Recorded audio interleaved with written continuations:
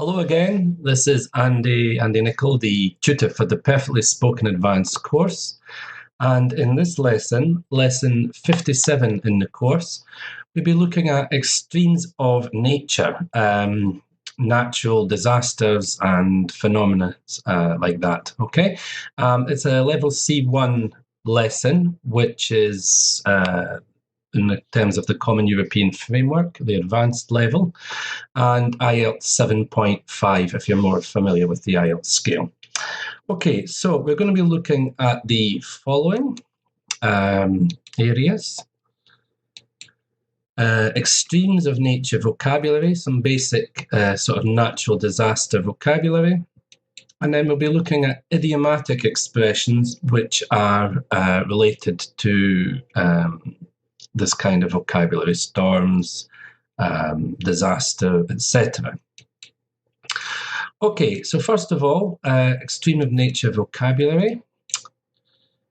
So we have the following words: an avalanche, a hurricane, a tornado, or more commonly known as a twister, at least in North America, a forest fire, also sometimes known as a wildfire, a landslide, a volcanic eruption, drought, flooding, an earthquake, a tidal wave, and as it's more recently took on the name of tsunami. It's in fact a Japanese word that we have borrowed into English because of the frequency of tsunamis in around Japan, tragically.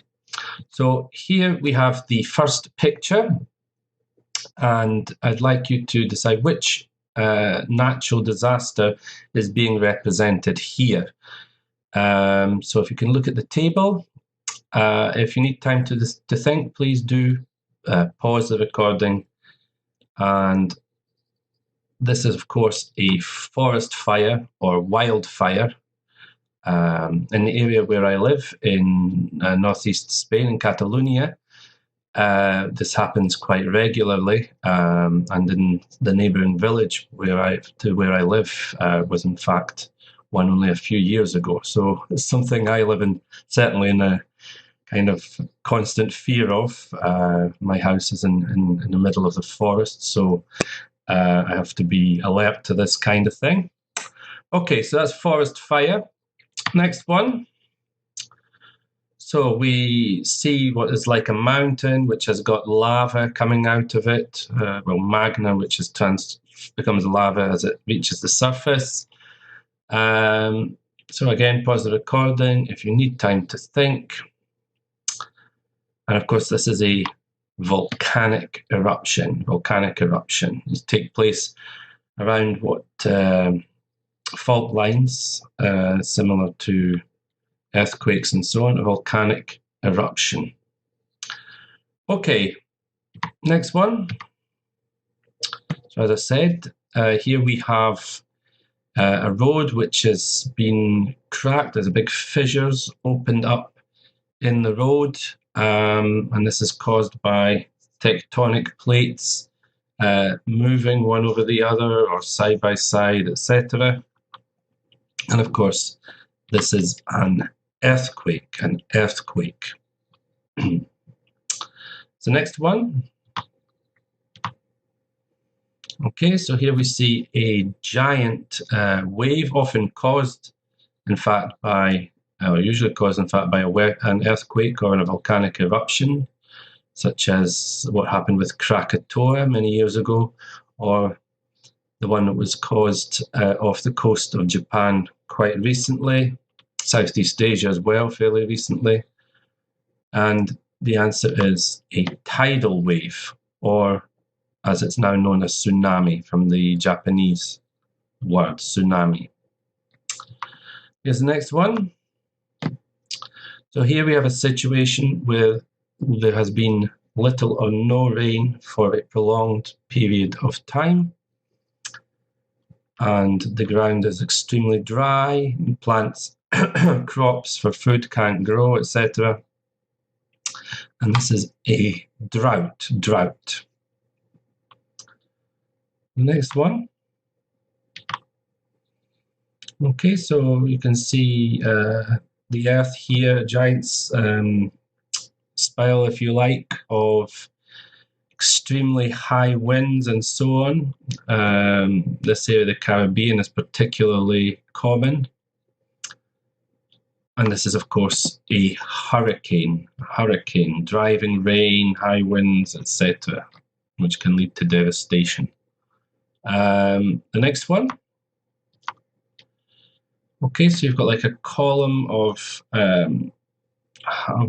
wind swirling around here. If any of you have seen the film The Wizard of Oz, at the beginning of the film, Dorothy in her house is actually carried off by one to the land of Oz. This is a tornado or twister.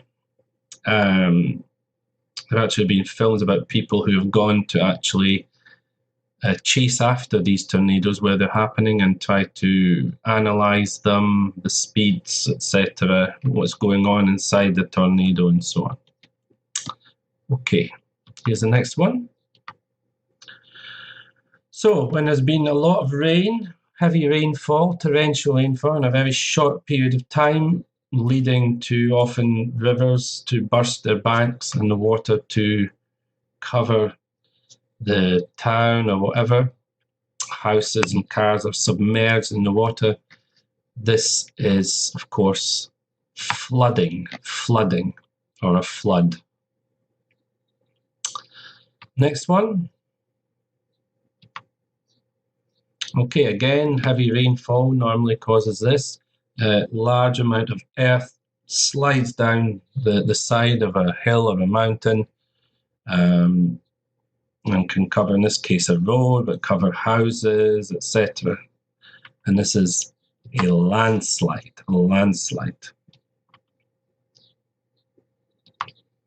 It's another one. Okay, so here we have in the mountains with snow.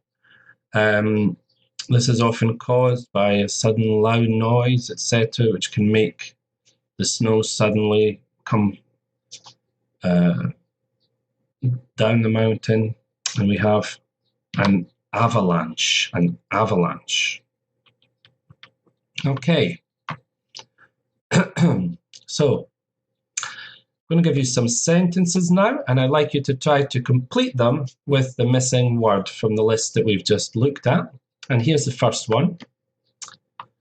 The something which destroyed Pompeii in northern Italy is probably the most famous in history. This happened during Roman times, and I think the other neighbouring town was Herculaneum or something like that. And most of the people, or all of the people who lived there, were killed by this due to smoke and ash, and eventually some of their bodies were covered by the lava that came down the mountain. And this is, of course, a volcanic eruption, Mount Vesuvius, in fact, in this case. Number 2, I recently watched a film called Impossible. It tells the story of a family who survived a something where colossal, meaning enormous, waves devastated Southeast Asia. Yes, this is probably the worst example of this in recent times, also the one in Japan recently as well. And this is a tsunami or tidal wave, as it was called before. Number 3, in North America, the spiraling winds of a something can reach speeds of 200 miles per hour. So you've got very fast spiraling winds in a column, and this is a tornado. Notice the pronunciation. In other languages, they have a similar word, like in Spanish, tornado. In English, it's tornado. Number 4, torrential rain resulted in rivers bursting their banks, something the entire area, so covering them in water. And the answer here is, of course, flooding. Flooding here is a verb, but flooding is also a noun. Number 5. When you go skiing in these mountains, you must be under constant alert for. So in a mountain covered in snow, the potential disaster you could have here is, of course, avalanches. Avalanches, or an avalanche in singular. Okay. Some more for you. The Horn of Africa, that's the area which has that sort of pointed shape with where we have Ethiopia, Eritrea, Djibouti, and so on. The Horn of Africa is prone to severe something due to the lack of rainfall. So there's not much rain, it's very hot, and so resulting in the ground being very dry, and this is, of course, drought. Notice the collocation here, severe drought. These two words often go together, severe and drought, they collocate. Okay, number 7. The Caribbean has suffered some of the worst something in recent years. These have included Katrina, which was a very famous one, which also laid waste to or destroyed most of New Orleans in the USA. Massive tragedy there. And the answer is hurricanes. Places like Haiti and so on in the Caribbean suffer these hurricanes very regularly. It's a huge problem for them. Okay, number 8. Efforts to put out the something have been hindered due to constantly changing wind direction. Hindered means that it's been something which has made something more difficult. It's like an obstacle, something that has made it more difficult. Put out here meaning to extinguish. And of course, we extinguish a fire. So it's a forest fire. Efforts to put out the forest fire have been made more difficult, hindered, due to the constantly changing wind direction. When there's a forest fire and the wind changes, it's very difficult for the firefighters, etc., to control the blaze, the fire. Okay, number 9. The tremors. Tremors are the shaking of the ground. The tremors from the something could be felt for miles around, and it registered 6.5 on the Richter scale. Well, tremors are caused by an earthquake. And of course, the Richter scale is the scale to measure the power or magnitude of an earthquake. Actually, I felt an earthquake myself once there was an epicenter in a village near me. Not a very powerful earthquake, but I did feel the house shake as I was in bed in the middle of the night. But no, nothing was damaged or anything, but I have felt one, which is a very unnerving feeling. And then number 10, the road has been blocked due to an enormous something which has covered it in tons of earth. So, as I said, due to often heavy rains, etc., the earth slides down the side of the mountain, covering whatever's in its path. In this case, a road. Is a landslide. Okay, we're going to move on now to some idiomatic expressions. There are quite a few of them in English related to these kind of extremes of nature and natural disasters and so on. So here's the first group. We have a storm in a teacup, to be snowed under, to weather the storm, to kick up a storm, and a disaster area. Okay, and we have the definitions on the right-hand side. So first of all, a storm in a teacup. Which of the following is the definition? Pause the recording at any point if you need chance to think. time to think. Of course, it's D. It's a situation where people get angry, annoyed, or upset about something which is not really that important and possibly will soon be forgotten. It's to make a big fuss or a big deal out of nothing, really. It's a storm in a teacup. A teacup is a very small thing, so it's like we're having a big problem about nothing. A storm in a teacup. Number 2, to be snowed under.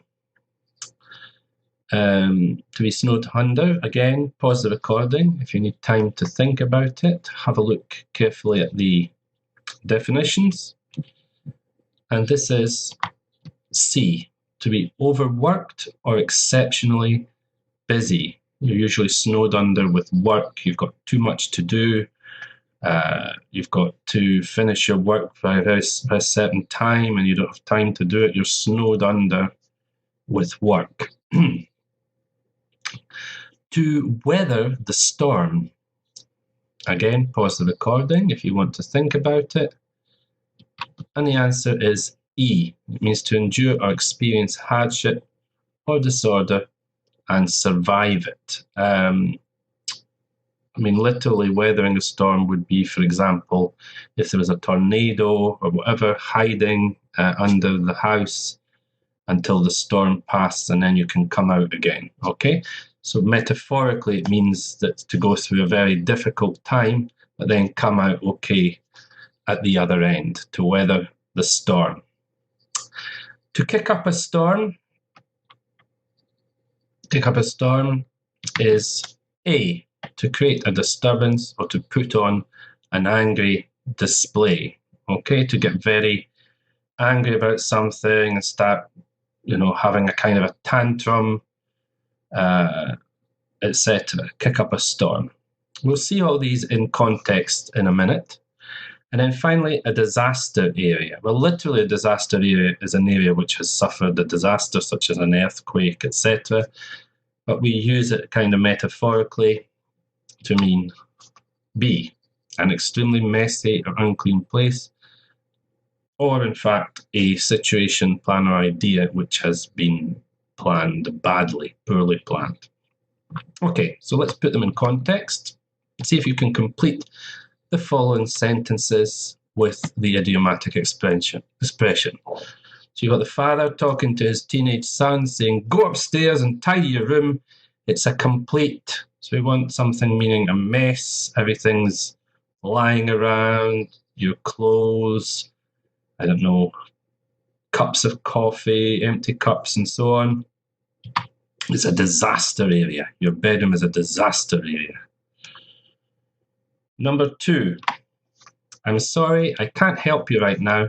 I'm completely something at work and I have to meet so many deadlines. I've got so much work that I can't help you.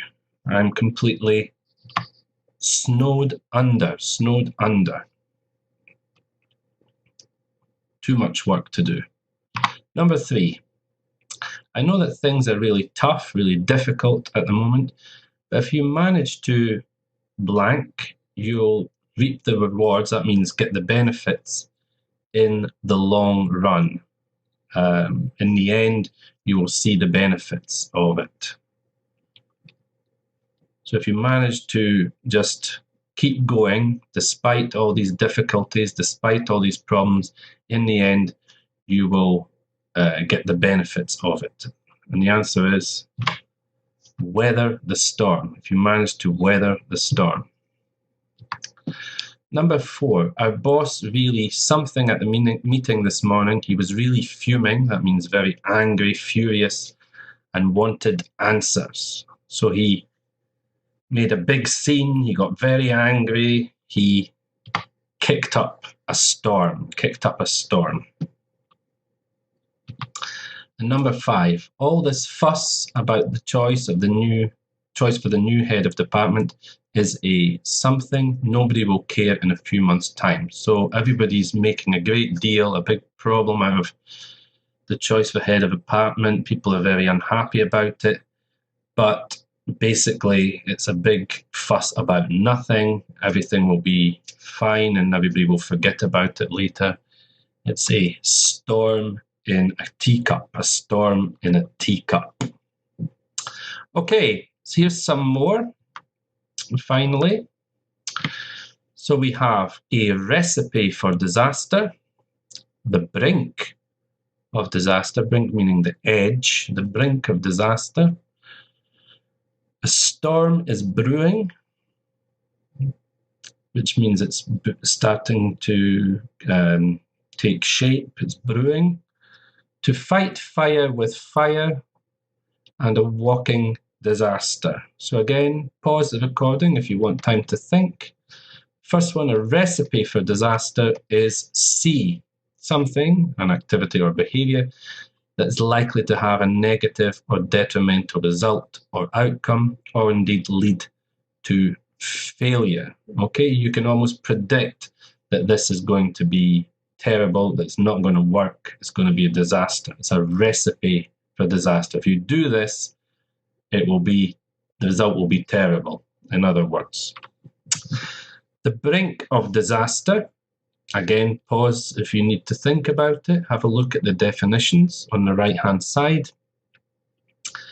Is it A, B, D, or E? And in fact, it is B, a point very close to complete ruin, destruction, or failure. You're on the brink, you're on the very edge of a disaster. If it goes any further, it will be a disaster, okay?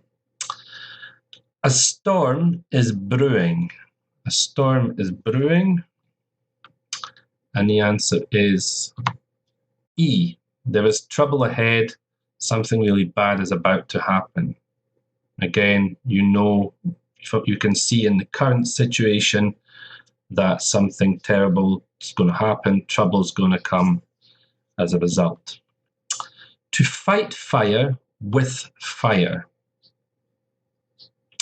is in fact A. Use against your opponent the same methods he or she is using against you. So if your opponent or someone else is attacking you in some way or using something against you, you should retaliate or respond in the same way. Fight fire with fire, okay? And then lastly, a walking disaster is, of course, D. Someone who seems to be a constant source of trouble, somebody who's always causing problems, or someone who is a failure themselves, is a disaster themselves, and so on. So again, we'll put these into context to make them a bit clearer. So here we have a girl studying really hard. She's been up all night because she's got an exam. So if you stay up all night to study for an exam, it's a something you're bound to, that means certain to, get worse marks. Okay, so it's a very bad idea to stay up all night to study. You shouldn't do it. If you do, it will be terrible. It's a recipe for disaster. A recipe for disaster. Number 2, don't sit by, that means don't sort of do nothing, and let her spread nasty rumours about you, to say horrible things about you. You should be prepared to do exactly the same to her. If she's being horrible to you, you be horrible back. Retaliate in the same way. Fight fire with fire. Not sure it's good advice, but anyway, that's just to illustrate the meaning. Okay, next one. The new boss is a something. All his initiatives have been a complete failure. Everything he does, or nothing he does, works out well. Okay, he is a walking disaster. A walking disaster. He can't do anything right, basically. Okay, next one. The threat of war between the major powers has brought the region to something. That means the major powers are the military, the countries with the biggest military or whatever in the region, has brought the region to something. Hostilities will lead to a humanitarian crisis. So if there is a war, it will be a crisis. So they've almost reached the point where they're going to go to war and cause this crisis. They're on the brink of disaster. I revealed the other one before. The brink of disaster. They're just if they go any further, it will be a disaster. If they do start to fight each other, so it's on the edge of a disaster.